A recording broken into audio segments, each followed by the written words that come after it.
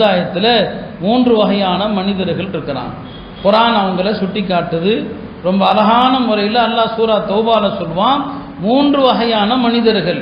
இந்த 3 வகையினரும் ஒரு சமுதாயத்தில் எப்படி இருக்கிறாங்களோ அப்படிதான் அந்த சமுதாயத்தில் உள்ள பொதுமக்கள் இருப்பாங்க. இந்த 3 தரப்பும் சரியா இருந்தா அந்த சமுதாயம் எல்லாருமே சரியா இருப்பாங்க.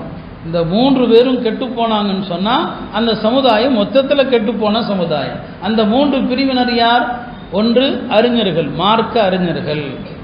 இரண்டாவது ஆன்மீகவாதிகள், வணக்கசாலிகளாக இருக்கக்கூடிய ஆன்மீகவாதிகள். இன்றைய பாதையில் சொன்னா இந்த தரீகாங்கிற பேரில் இருக்கக்கூடிய ஷேகுமார்கள். மூன்றாவது தனவந்தர்கள். இப்போ அறிஞர்கள், ஆன்மீகவாதிகள், செல்வந்தர்கள், இந்த 3 பேரும் எப்படி இருக்கணும்?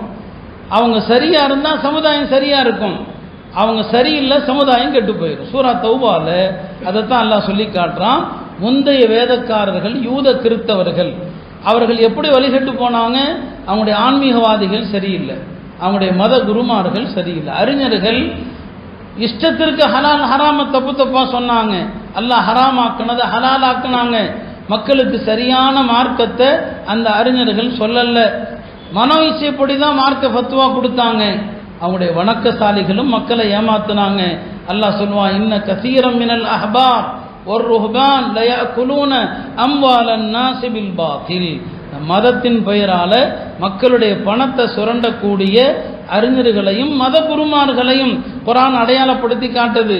இவங்க மக்கள் அல்லாஹ்வுடைய பாதையை விட்டு திருப்பினார்கள் என்று இந்த அறிஞர்களையும் ஆன்மீகவாதிகளையும் அல்லாஹ் குறை சொல்றான். மூணாவது பிரிவு யாரு? பணக்காரர்கள். வல்லதீன யக்னிஸூன ذهب والفضة, தங்கத்தை வெள்ளியை சேமிச்சு வச்சிருக்கிறாங்க. வலா யுன்ஃபிகூனஹா ஃபீ ஸபீலில்லாஹ், அவங்க அல்லாஹ்வுடைய பாதையில் அதை செலவு செய்வதில்லை. ஃபபஷ்ஷிருஹும் பிஅதாபின் அலீம், இவர்களுக்கு நரக வேதனையை கொண்டு சுப செய்தி சொல்லுங்க. அல்லாஹ் கேலியா சொல்றான், இவர்களுக்கு சுப செய்தி நரகம்தான். இவர்களுடைய தங்கமும் வெள்ளியும் நரகத்தில் பழுக்க காய்ச்சப்படும். அந்த பழுக்க காய்ச்சப்பட்ட அந்த தங்கத்தை கொண்டும் வெள்ளியை கொண்டும் அவருடைய நெற்றியில சூடு போடப்படும், அவருடைய விழாக்களில் சூடு போடப்படும், அவர்களுடைய முதுகில் சூடு போடப்படும் என்று அல்லாஹ் கண்டிக்கிறான். அருமையானவர்களே, இந்த ஆயத்தை குறிப்பிட்டு விட்டு தான் அல்லாமா இப்னு கஸீர் சொல்லுவாங்க, அல்லாஹ் இந்த ஆயத்தில் 3 தரப்பினரை சொல்றான். மத அறிஞர்கள், ஆன்மீகவாதிகள், பணக்காரர்கள். இந்த 3 பேரும் சீர்கட்டு போனால் ஒரு சமுதாயம் சீர்கட்டு போயிடும். அப்போ மார்க்க அறிஞர்கள் மார்க்கத்தை சரியா சொல்லணும், தவறா சொல்லக்கூடாது. ஆன்மீகவாதிகள் ஆன்மீகங்கிற பேர்ல மக்களை ஏமாற்றக்கூடாது. தனவந்தர்கள் அவங்களுடைய ஜகாத் உள்ளிட்ட சமுதாய கடமைகள் என்னவோ அந்த கடமைகளை கரெக்டா செய்யணும். இந்த 3 பேரும் சரியா இருந்தா சமுதாயம் சரியா இருக்கும். இன்னைக்கு இந்த 3 தரப்பினரும் சரியில்லாதனுடைய விளைவு தான். இன்றைக்கு பார்த்தோன்னு சொன்னா நிறைய விஷயங்களை காலத்திற்கு ஏற்றவாறு கூடும் என்று சொல்லக்கூடியவர்களும் இருக்கிறாங்க. எல்லாம் காலம் மாறிவிட்டது என்ற ஒரு வார்த்தையை சொல்லி பல விஷயங்கள் இன்னைக்கு ஹராம் ஹலால் ஆக்கப்படுது. அரபுலகத்திலும் கூட அப்படியான பல வழிகெடுக்கக்கூடிய அறிஞர்கள் தோன்றிட்டாங்க.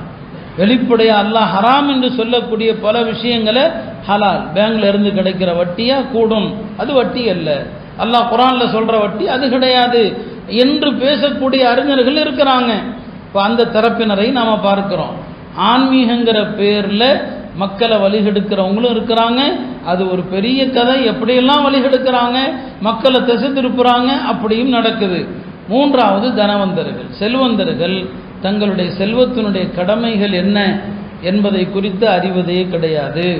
அதைத்தான் நான் மீண்டும் மீண்டும் சொல்றேன். அவங்களுடைய ஜக்காத் எப்படி கொடுக்கணும், ஜக்காத்தினுடைய சட்டங்கள் என்ன, அல்லாஹ் இந்த ஆயத்தில் அதைத்தான் எச்சரிக்கிறான். இப்னு மஸ்ஊத் அவங்க சொன்னாங்க, ஒரு செல்வந்தர் ஜக்காத்து கொடுக்கல அப்படின்னு சொன்னா அவருடைய எல்லா செல்வத்தையும் அல்லாஹ் நரகத்தில் போட்டு சூடு போடுவான். அவருடைய தங்க காசு, வெள்ளி காசு, அவருடைய ஒவ்வொரு பைசாவை கொண்டும் அவருடைய உடல் முழுவதும் அல்லாஹ் சூடு போடுவான்னு சொன்னாங்க.